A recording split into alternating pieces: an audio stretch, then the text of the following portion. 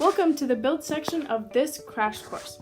I want to give you a brief overview about what it's like to be on a build team to see if it's right for you. The build team's job is to take the ideas the design team came up with and bring them to life. You're going to be building with materials in the real world, so everything has to be finely tuned and coordinated, so there will be errors to iron out.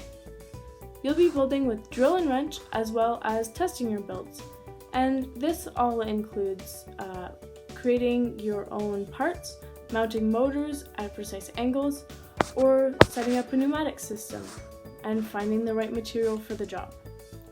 For example, if you're building a shooter system, you have to attach the proper motor at the right place and the correct angle, as well as considering the materials that you're using and the strength or durability that they have.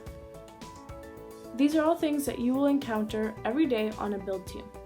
This process can get quite tedious, but I guarantee that you will learn a lot about tools, mechanics, and the applications of both.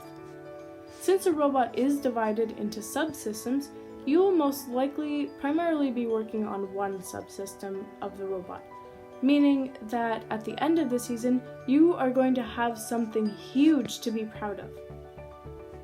The build team might be right for you if you work well on a team, you're a creative problem solver, and you enjoy working with your hands. There's always something more to improve on your robot. And we work on it right up until the end when you're putting your robot in a bag to be shipped off to competition. If any of this resonated with you, consider watching the rest of the Build Crash course for a bit more information. Welcome to First!